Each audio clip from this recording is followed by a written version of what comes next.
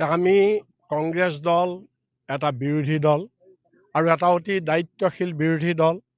এই দেশ কংগ্ৰেছে গঢ়িছিল, গতিকে এই দেশ ধ্বংস হোৱাটো আমি কেতিয়াও কংগ্ৰেছে নিবিচাৰোঁ। যিকোনো মূল্যৰ বিনিময়ত এই দেশ সুৰক্ষিত কৰি ৰখা আমাৰ দায়িত্ব, আৰু সেই দায়িত্ব পালন কৰিবলৈ আজি আমি অসম প্ৰদেশ কংগ্ৰেছ কমিটি আমাৰ সভাপতি গৌৰৱ গগৈৰ নেতৃত্বত আমি আহিছোঁ।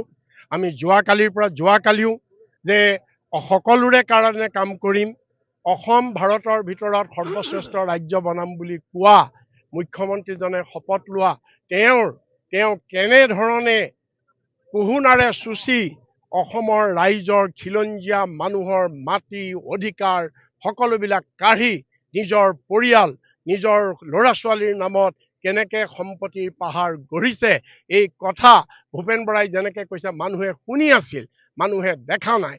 আৰু আজি আমি কংগ্ৰেছ কমিটিয়ে যোৱাকালিও আমি এনেদৰেই সেই নিৰ্দিষ্টস্থলীত গৈ যেনেকৈ পাহাৰ কাটি ৮,০০০ অসমৰ প্ৰাথমিক স্কুল চৰকাৰী স্কুল এই মুখ্যমন্ত্ৰীয়ে বন্ধ কৰি তেওঁৰ পত্নীৰ নামত 5 ষ্টাৰ হোটেল সদৃশ স্কুল আমিন গাঁৱত খুলিছে। আপোনালোকে জানে 50 বিঘা মাটিত আৰু পাহাৰ কাটি ৰিজাৰ্ভ মাটি বেদখল কৰি তাত স্কুল খুলিছে। এই অন্যায়, এই লুণ্ঠন কালি আমি সেই জেগাত গৈ আমি থিয় হৈ ৰাইজক সংবাদ মাধ্যমৰ যোগেদি দেখুৱাইছোঁ। আমি দেখুৱাইছোঁ যে গোল্ডেন থ্ৰেড অফিচত আমাৰ অসমৰ পাট মুগা শিল্প গ্ৰাস কৰি তেওঁৰ পত্নীয়ে কেনেকৈ গোল্ডেন থ্ৰেড কৰি আমাৰ বুৱনী শিপিনীসকলৰ পেটৰ ভাত কাঢ়ি খাইছে, সেই দৃশ্য আমি কালি দেখুৱাইছোঁ। আমি নিউজ লাইভ অফিচৰ সন্মুখত থিয় হৈ কেনেকৈ তেওঁ এই দুৰ্নীতি কৰি অন্যায় কৰি কেনেকৈ এই নিউজ লাইভৰ মিডিয়া সাম্ৰাজ্য কৰি অসমৰ বাকী মিডিয়াসকলৰ ওপৰত কেনেকৈ ৰাইজৰ ওপৰত স্বেচ্ছাচাৰী চলাইছে আমি সেইটো দেখুৱাইছোঁ।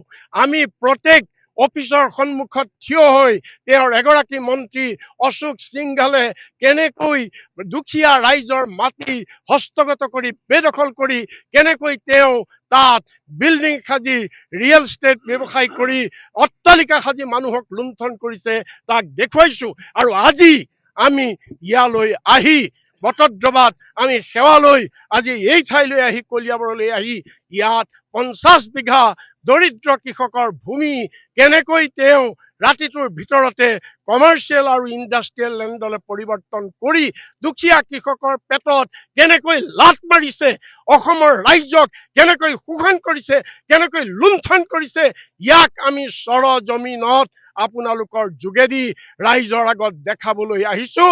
আৰু এই যাত্ৰাৰ যোগেদি আমি অসমৰ প্ৰত্যেকটো চুকে কোণে মুখ্যমন্ত্ৰীয়ে অসমৰ ৰাইজক কেনেকৈ শোষণ কৰিছে এটা এটাকৈ ৰাইজৰ আগত দাঙি ধৰিম। ধন্যবাদ।